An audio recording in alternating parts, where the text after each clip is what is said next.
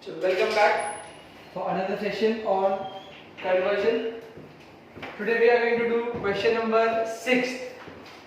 Question number 6. Again start करने से पहले हम लोग steps check कर लेते हैं.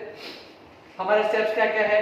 Step number 1, empty the balance sheet. Step number 2, pass entry for PC. Step number 3, discharge of PC. Step number 4, assets not taken over. Step number 5, liability not taken over.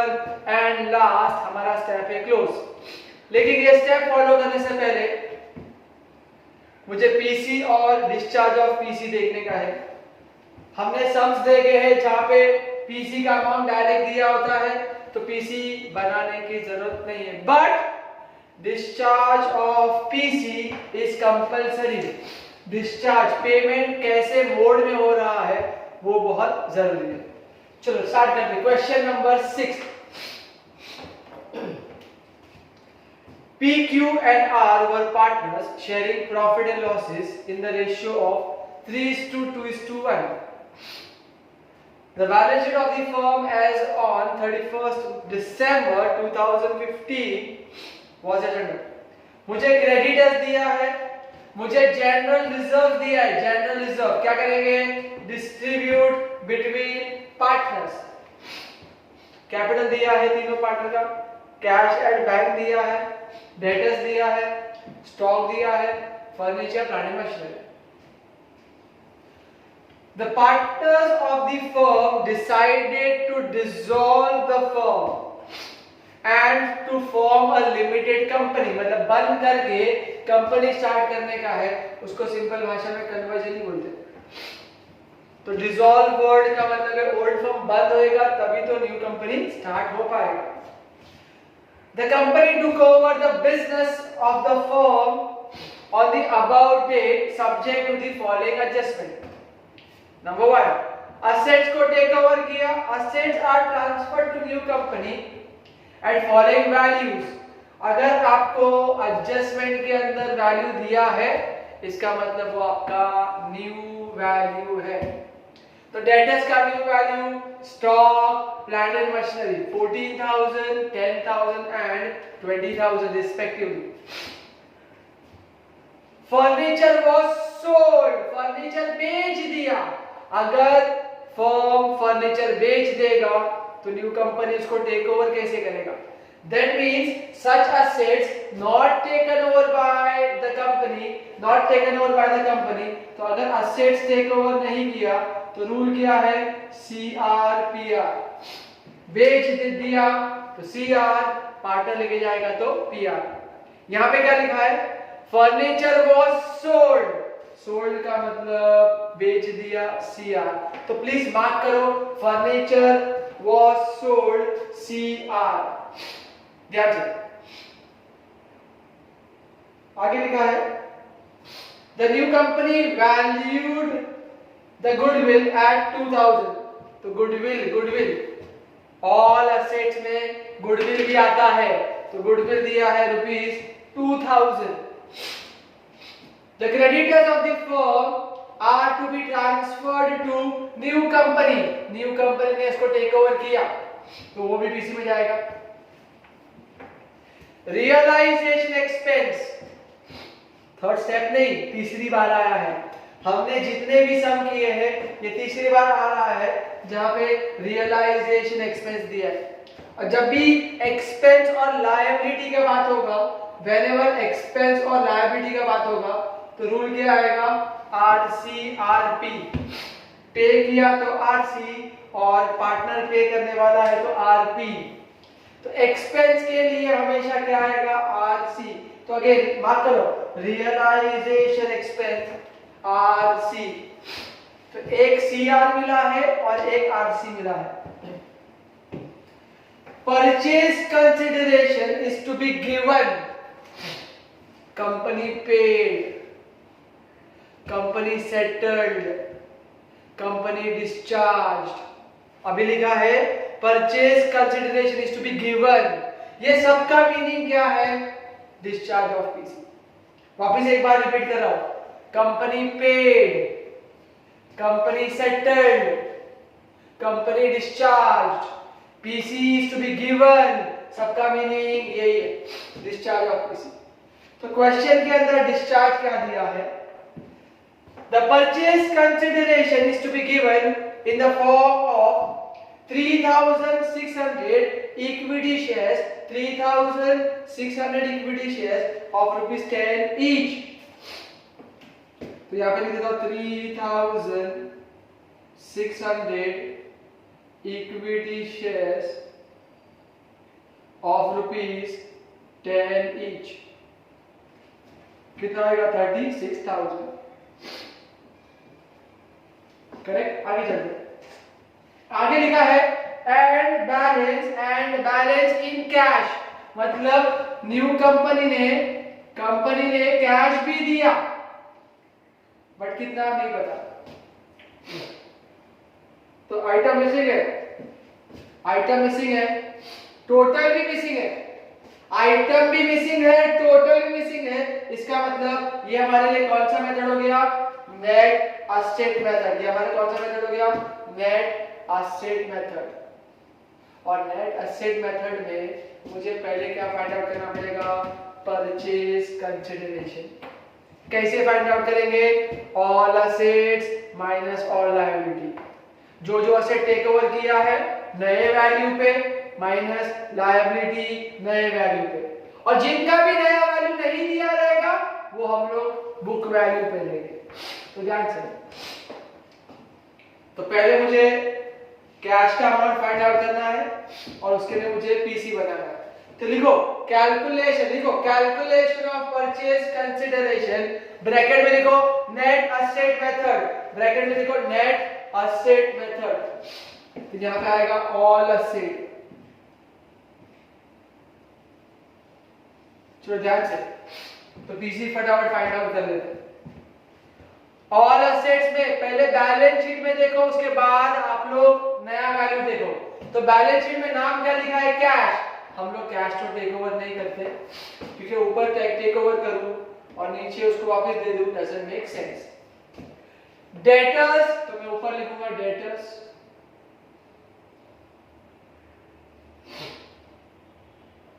ऊपर दिया है 15,000, नीचे नया value दिया है 14,000। As per balance sheet 15, but नीचे लिखा है न्यू वैल्यू 14। देन स्टॉक, ऊपर दिया है 12,000, नीचे दिया है 10,000, तो न्यू वैल्यू 10,000।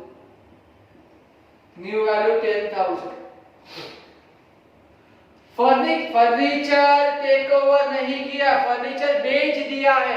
अगर टेक ओवर नहीं किया तो पीसी में नहीं आएगा। प्लांट एंड मशीनरी, फर्नीचर के बाद प्लांट एंड मशीनरी,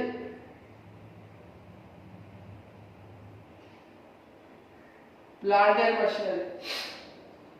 मशीनरी दिया है 16,000, नीचे दिया है 20,000।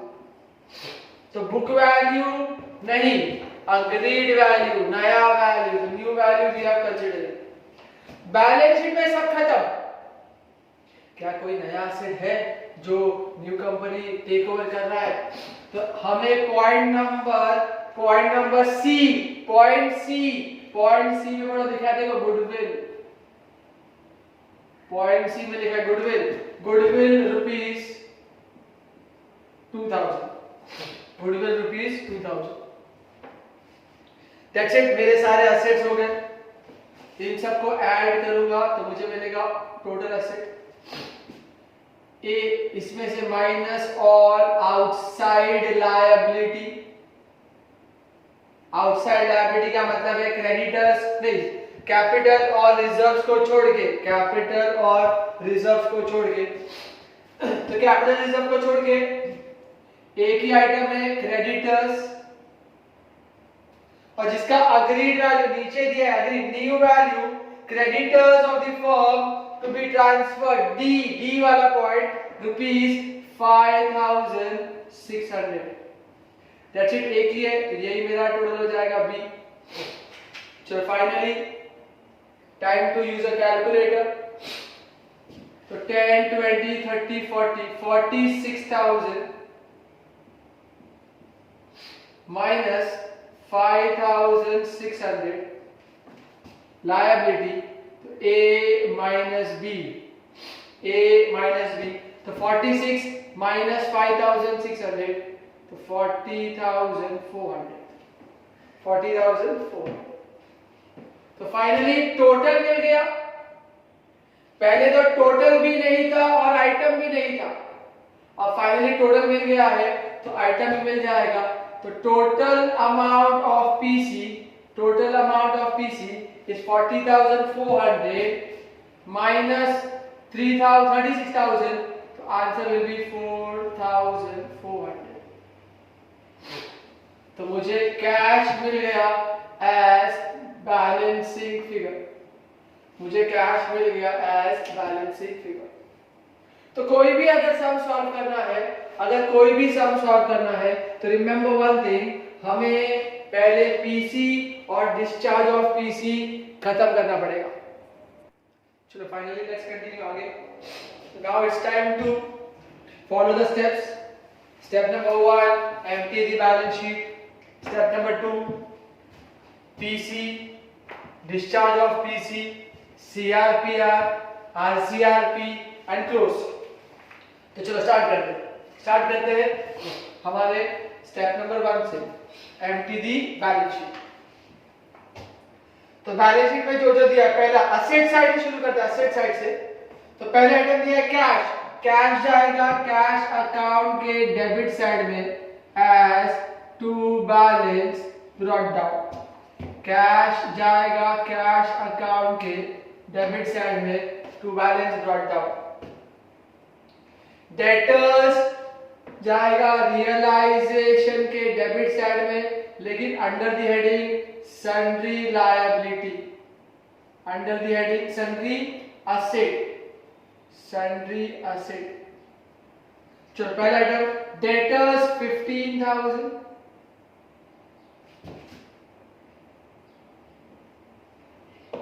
स्टॉक 12,000,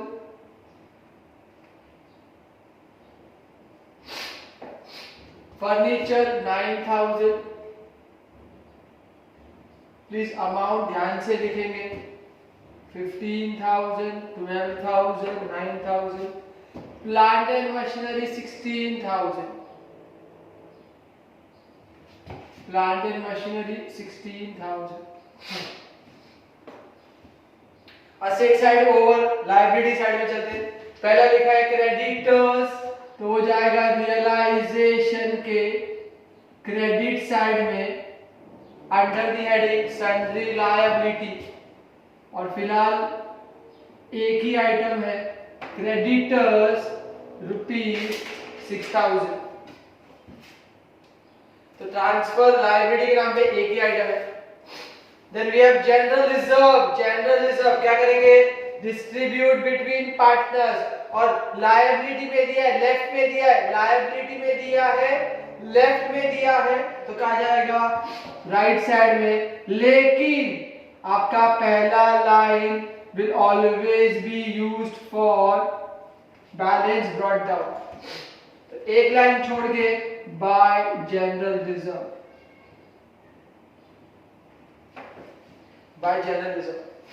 तो 5,400 को रेशियो में डिवाइड करना पड़ेगा।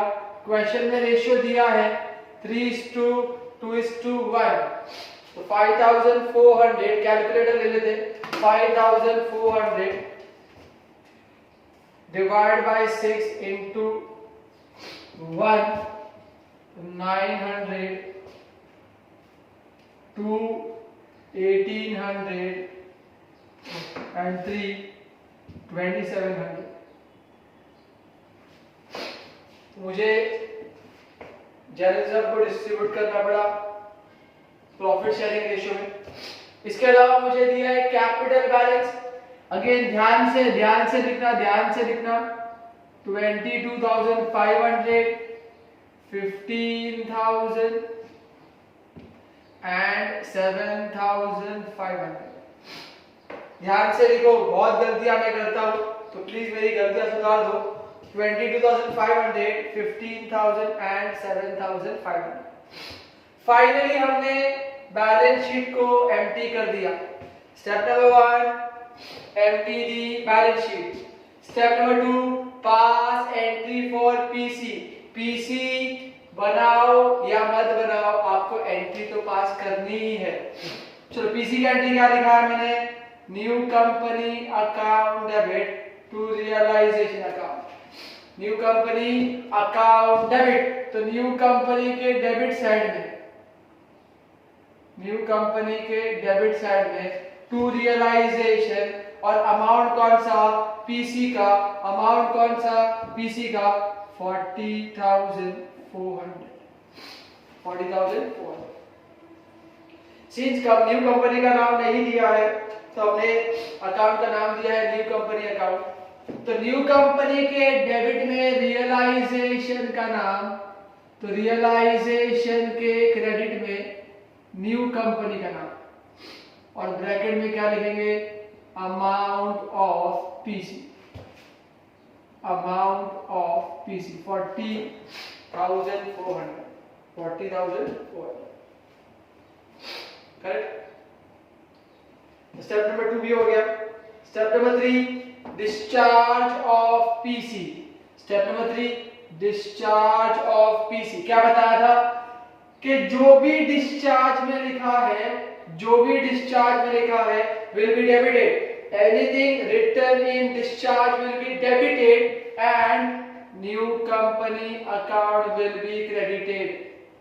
तो equity shares account debit, cash account debit to new company. तो equity shares के डेबिट में न्यू कंपनी का नाम, कैश अकाउंट के डेबिट में न्यू कंपनी का। तो चलो रिकॉर्ड करते हैं। तो equity shares in new company के डेबिट साइड में टू न्यू कंपनी अकाउंट, और इक्विटी का अमाउंट है 36,000। कैश अकाउंट डेबिट, तो कैश के डेबिट साइड में to new company account, cash के डेबिट साइड में टू न्यू कंपनी अकाउंट ₹4,400, ₹4,400।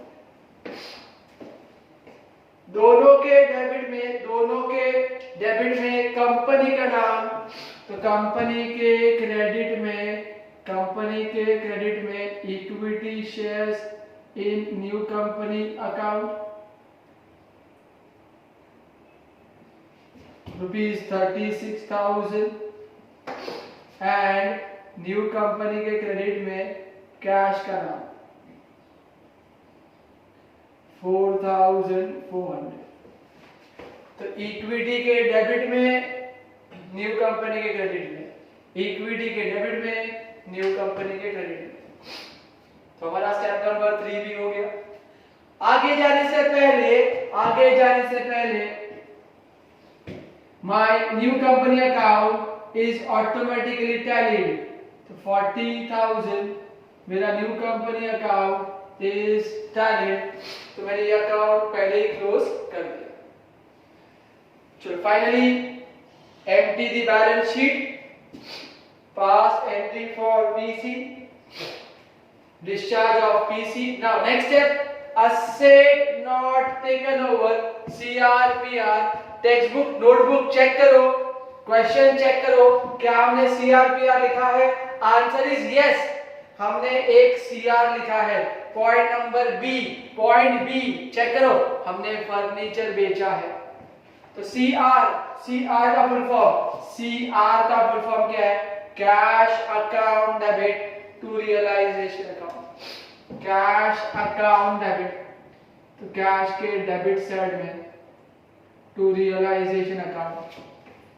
हमने फर्नीचर बेचा है एट अ प्राइस ऑफ 8,000, तो कैश के डेबिट में 8,000, रियलाइजेशन का नाम, तो रियलाइजेशन के क्रेडिट में कैश का नाम, बाय कैश बैक। एक आइटम हमने बेचा है, उसका नाम लिख देते हैं फर्नीचर फॉर ₹8,000। तो CR हो गया, PR सब में है ही नहीं। नेक्स्ट स्टेप है liability not taken over. Next step है liability not taken over, RCRP। Check करो, क्वेश्चन चेक करो, हमने किधर RCRP मार्क किया है क्या? यस, हमने मार्क किया है RC। देखो point number point E check करो, realization expense 600, point E realization expense RC, जल्दी बोल RC का फुल फॉर्म क्या होगा? Realization account debit to cash account, RC realization account debit to cash account. तो रियलाइजेशन के डेबिट में कैश का नाम और ब्रैकेट में लिख देते हैं रियलाइजेशन एक्सपेंस ₹600।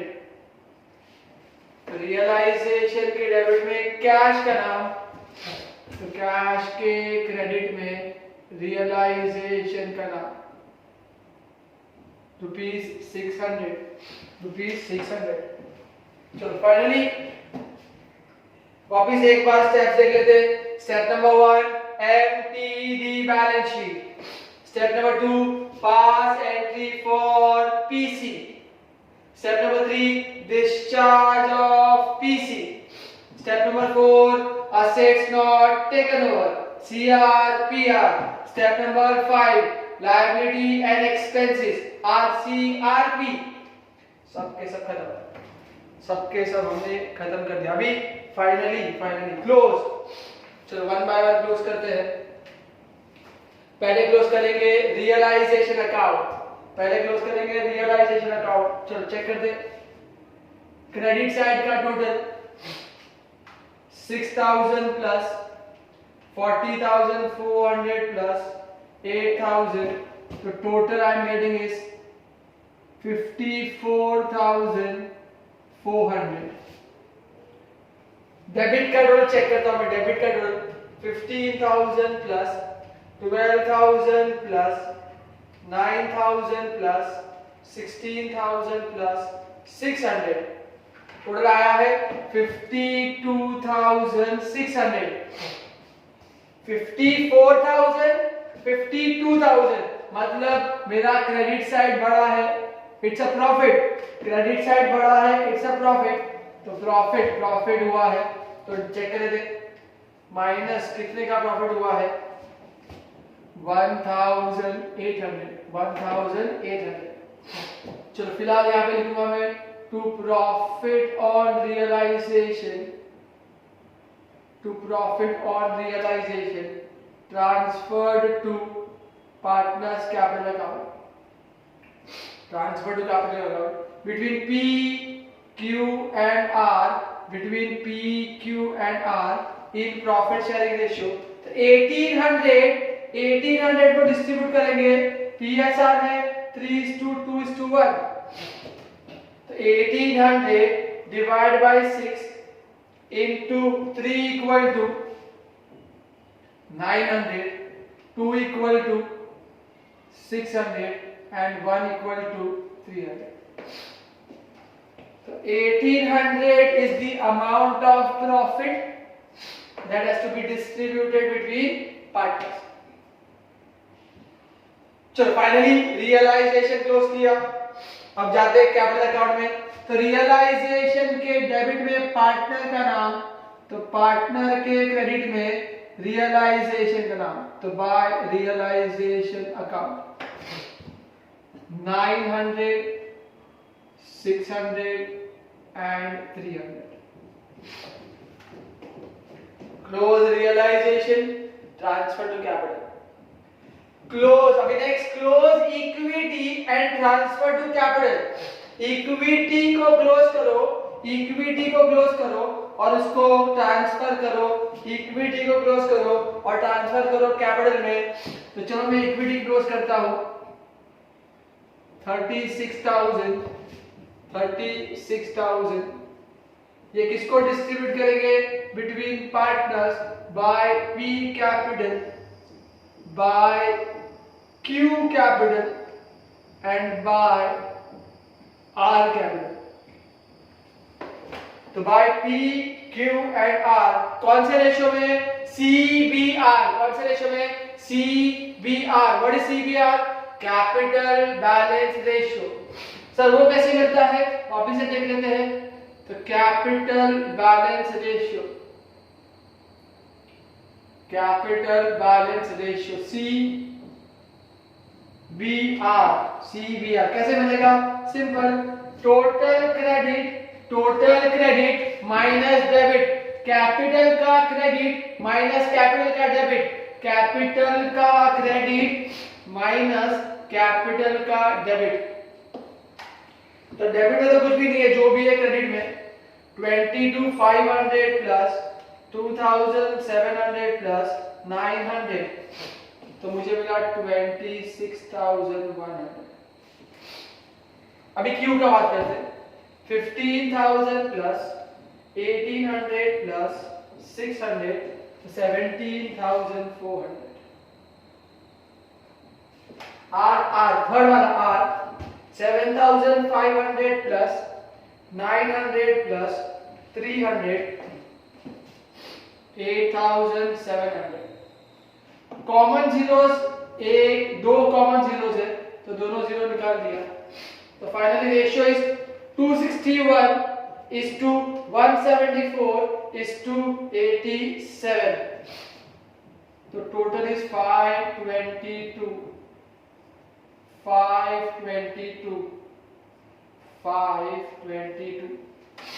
तो ये हो गया मेरा CBR. अगेन CBR को अमाउंट पे अप्लाई नहीं करेंगे. CBR को अमाउंट पे अप्लाई नहीं करेंगे. क्या करेंगे? उसको हम लोग नंबर ऑफ शेयर्स के ऊपर. तो टोटल शेयर्स कितना है? 3,600. तो टोटल 3,600 शेयर्स डिस्ट्रीब्यूट करेंगे between P, Q and R, between P, Q and R in CBR के रेशियो में, इन CBR रेशियो. तो चलो कैलकुलेट करते हैं, क्या करते हैं. 3,600 divided by 522 into 261 into 261 divided by 522. तो आंसर आया है 1799.99999. 1799.9 राउंड ऑफ हो गया. 174 का आंसर 1199.99. तो 1200 शेयर्स. तो ये 1800 शेयर्स, ये है 1200 शेयर्स. और तीसरा वाले का 87, तो आंसर आया है 599.99. 599.99. तो रेशियो हो गया 600, शेयर हो गया 600. तो P 1800, Q 1200 और R 600. हर एक शेयर कितने का है? 10 रुपए का. हर एक शेयर कितने का है? 10 रुपए का. हर एक शेयर कितने का है? 10 रुपए. तो 36,000 में से P को कितने शेयर मिलेंगे? 18,000 रुपए के. Q को 1200 into 10 12,000 और R को 600 into 10 6,000. तो ये हमारे शेयर्स है जो तीनों में बांटे जाएंगे in capital balance ratio which is 261, 174 and 87. ये वापस से बताओ, ये जो 261 है ये एक्चुअली है क्या? ये है total credit minus total debit. Credit और डेबिट का टोटल, क्रेडिट और डेबिट का टोटल. बस. चलो फाइनली तो कैपिटल के इक्विटी के क्रेडिट में पार्टनर का नाम, इक्विटी के क्रेडिट में पार्टनर का नाम, तो पार्टनर के डेबिट में इक्विटी का नाम. तो 2 equity shares in new company account, जहां पे P को मिल रहा है 18,000, Q को मिल रहा है 12,000 और R को मिल रहा है 6,000. 18, 12 and 6. Close realization, transfer to capital, close equity, transfer to capital, close capital account and transfer balance to capital account. तो चलो क्लोज करते हैं कैपिटल अकाउंट, चेक करते हैं बैलेंस. क्रेडिट साइड का टोटल ऑलरेडी है, तो वापस से मेहनत नहीं करेंगे. क्रेडिट का टोटल आया था 261, 26,100 माइनस 18,000, 26,100 बैलेंस 8,100. 17,400 माइनस 12,000, 17,400 ये था 26,100, 17,400 माइनस किया तो 5,400, 7,500 प्लस किया तो 8,700 माइनस 6,000 तो 2,700.